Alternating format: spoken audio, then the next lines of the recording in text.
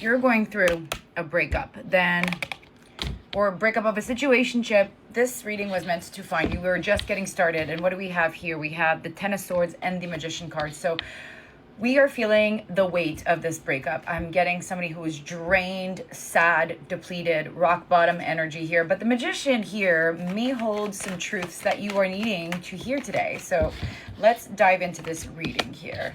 Yeah, this is definitely you. I'm getting some sort of feminine energy coming through really strongly. You are the one that is suffering. You are the one that is going through it right now. Again, look at this. This is the energy of like, I'm tired, I'm exhausted, I'm completely drained. I've been overthinking every piece of the puzzle. And, you know, it's not feeling good. Ooh, Knight of Wands. Okay, so now we're getting the other party in question. So I'm getting energy from somebody who... I don't love the Knight of Wands. I got to be honest with you guys. The Knight of Wands is this energy of somebody who feels a little like inconsistent. Somebody that is, you know, I don't want to say the word player because I feel like, you know, outdated. But it's giving like, I came in, I swooned you, I love bombed you, I was over the top charming with you. You know, I said all the right things, I did all the right things, and now I'm completely in my own energy. I've pulled away, I'm independent, I am basically an illusion at this point, because it's like what they projected was based on illusion. What they were showing you, how they were acting in the beginning, is completely now misaligned with their current behaviors. What do I have here? Yeah, misaligned with their current behaviors. Let me not pull on this. You know when you pull on a shirt and then there's no more shirt? That's probably what would happen here. So let's not do that today. Let's keep diving into the reading. So I'm not loving this energy. This is somebody who completely, what I'm hearing is bait and switch. I'm seeing the emoji of like, yeah, like they wheeled you in, fishing rod. Once you've how do you call it? You know, you ate the bait, whatever. Heartbreak, their independence. Maybe I'm getting ghosted energy. Look at this energy. So it's like the whole connection feels now like you're like, was this all in my head? Was this based on illusion? I'm so confused. I do not know what happened. Look at these opposing energies. It's like charging in full force, right? It's giving a little avoidant energy. Let me explain to you guys before we even go deeper. The problem... Okay, and I say this with love, but the issue that avoidants struggle with, that put you into a bigger struggle, is that avoidance, the way that they show up in the beginning, they're as dysregulated as the insecure attached, okay? And so they're coming in, they're like confusing the cortisol highs with dopamine and connection. So they're coming in real hot. They're coming in saying all the right things. They're doing all the right things. They feel like they are deeply committed, but it's going too quickly. Like they come in really hot. And a lot of the times we confuse the love bombing with huge connection. And we're like, wow, okay, this is amazing. This is perfect. This is exactly what I've been looking for. They play themselves out to be the charmer and they are fully in. But the second that the connection begins to, you know, kind of go into that, like we're no longer in that cycle of like intensity after like, sometimes it's like 4 to 6 months, 3 months, things like that. It can happen really quickly that they dip. It's like their bodies are now going like lower in terms of like cortisol spikes, and they're now seeing that they are completely not capable of being like, they fear closeness. And it's not that they fear it and they're like, oh, I'm afraid, but it's like their nervous system and their subconscious they're not wired to receive closeness. They're not wired for proximity. And so the second that there is more intimacy, proximity, where you start asking questions about what we are or what are we doing or what's the next step in the relationship, their nervous system begins to sound major alarms that they are in danger, like not actual literal, but like they start to feel that dysregulation that makes them want to pull away. So they go into their independent self and they convince themselves of 1,000,001 reasons why, you know, they're not that into you, and they will usually ghost or block or end the situation abruptly. And I'm seeing somebody on the other side here that is craving deep stability, that is craving something that feels grounded, that feels abundant, that feels consistent, that feels like it's got like a solid foundation, but they're completely not capable of showing this.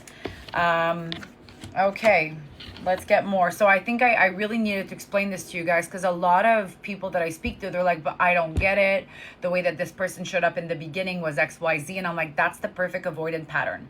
They come in with the high highs, and then after that, their nervous system begins to signal to them, I don't want this. Let me find 21 reasons why I don't want this, and 21 reasons why this person is not for me.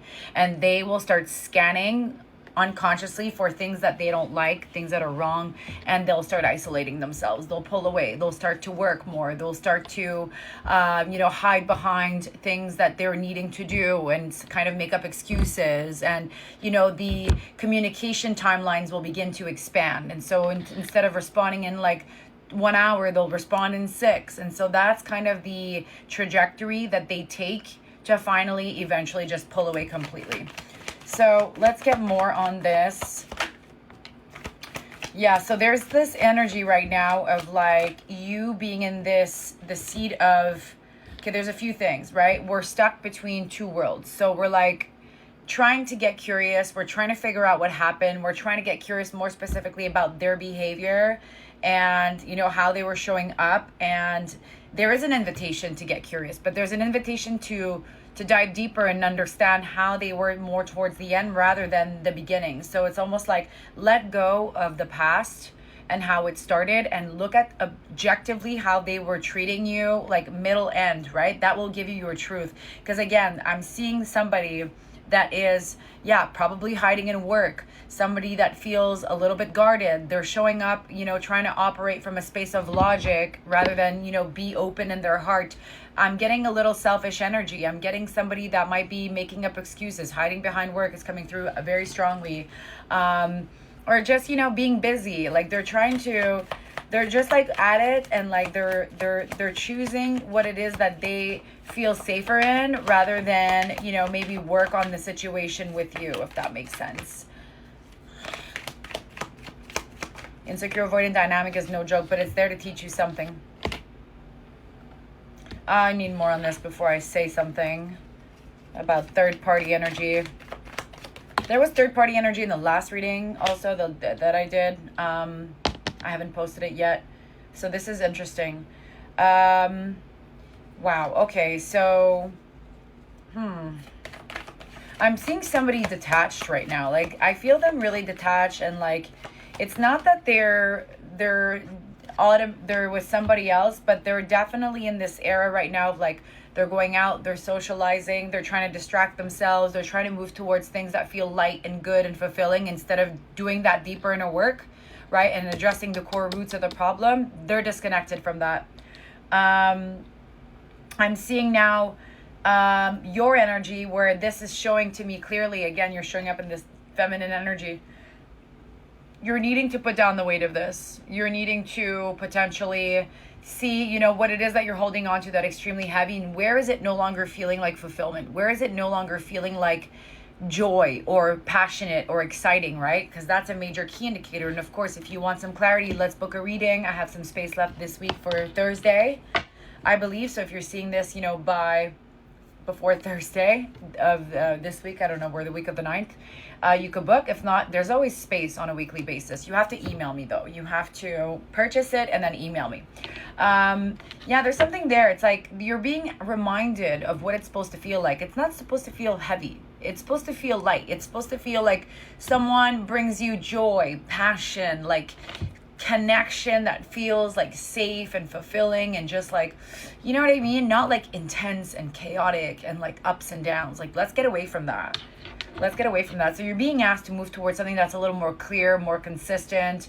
There's definitely some forward movement here for you that's being invited, but I'm seeing you kind of feeling stuck and not really feeling safe and moving forward.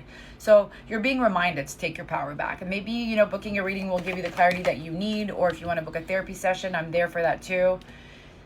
Whoa, what is this energy?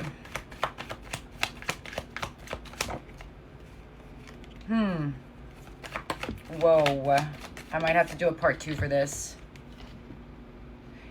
There could be incoming communication for some of you. I'm running out of time, but there's possibility of incoming communication where you'll get some sort of breakthrough. Wow. Okay, well, link in bio to book. We're going to end it here. That's crazy.